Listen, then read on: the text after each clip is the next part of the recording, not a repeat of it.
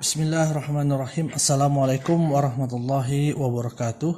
Alhamdulillahirabbil alamin.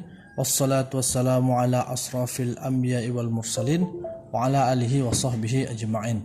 Allahumma shalli ala Muhammad wa ala ali Muhammad. Baiklah, kita lanjutkan perkuliahan kita pada pertemuan kali ini. Kita masuk kepada pembahasan mengenai sinyal ya, sinyal kontinu. Oke, pada pembahasan yang lalu kita sudah membahas bahwa sinyal kontinu itu adalah sinyal yang memiliki nilai amplitudo di sepanjang waktu dalam suatu jangka waktu tertentu. Jadi kemarin sudah kita bahas seperti apa bentuknya. Saya rasa kalian perlu melihat lagi catatan kalian ataupun video perkuliahan yang sudah saya share pada minggu yang lalu. Nah, sekarang kita akan membahas beberapa sinyal yang sederhana yang nanti sinyal itu kita gunakan dalam latihan manipulasi sinyal gitu ya. Jadi sinyalnya tidaklah sinyal yang terlalu rumit dan acak seperti sinyal sehari-hari, seperti sinyal suara ya kan. Sinyal suara itu kan bentuknya kalau kalian lihat di spektrum di osilator ataupun kalau kalian lihat di aplikasi-aplikasi di handphone yang menampilkan spektrum sinyal suara itu sangat acak sekali gitu ya, bentuknya seperti ini gitu.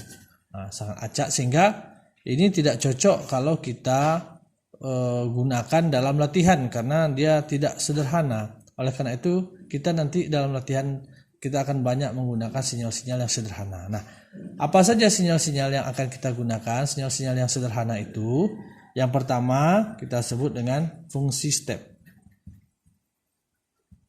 Fungsi step, ya, fungsi step.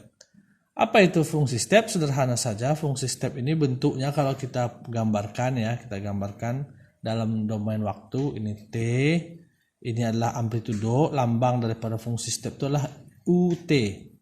U ini adalah fungsi step, T ini dia fungsi terhadap waktu.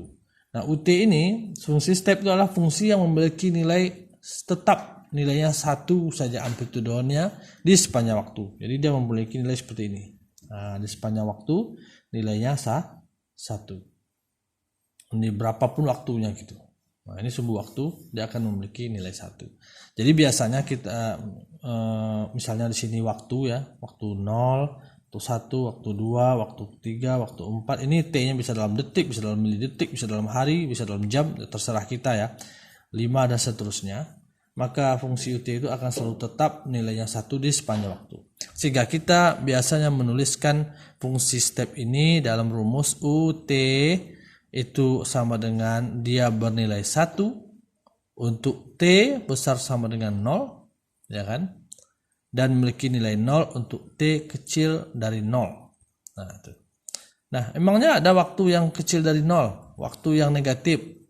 Nah, ini hanya konvensi saja, konvensi atau aturannya baku yang kita buat bahwa sebenarnya T itu memang waktu itu tidak ada yang negatif, waktu itu tidak ada yang kecil dari 0. Maksudnya 0 ini adalah titik di mana dimulainya suatu sinyal itu.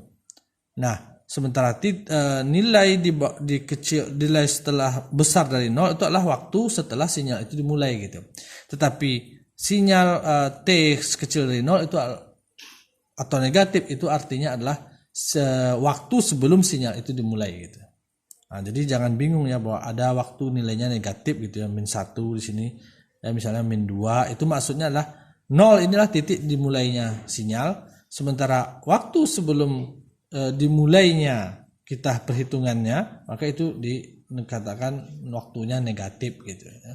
Saya rasa itu sudah kalian pahami ya. Selanjutnya kita masuk ke fungsi berikutnya, yaitu fungsi RAM ya. Nomor kedua namanya fungsi RAM. Ya. Fungsi RAM ini dia kalau kita gambarkan amplitudo terhadap waktunya, di sini waktu, di sini fungsi RAM dilambangkan dengan R sebagai fungsi waktu, maka fungsi RAM ini akan memiliki nilai grafik seperti ini. Nah, gitu. Dimana kalau nilai waktunya 1, maka dia akan memiliki nilai RAM atau nilai amplitudo 1 juga. Kalau nilainya 2, dia akan memiliki nilai 2 juga. Ketika waktu 3, dia akan memiliki amplitudo 3 juga gitu. Dan seterusnya. Sehingga kita bisa katakan fungsi RAM ini fungsinya adalah RT itu sama dengan nilai amplitudo RAM itu sama dengan T, ya kan? Jadi dia kalau T-nya 1, dia nilai RT-nya 1. T-nya 2, nilai RT-nya 2, maka RT sama dengan T. Berapapun waktu, segitulah nilai R. Nah, dan dia akan memiliki nilai 0. Jadi T untuk dia nilai RAM itu amplitudonya sama dengan T. Ketika T besar sama dengan 0, ya, dari sini ke sini dimulainya perhitungan gitu ya, dimulainya sesuatu, dan 0 ketika T-nya kecil dari 0, ketika sebelum dimulainya sesuatu. Nah, ini fungsi RAM. Kita lanjutkan ke video berikutnya.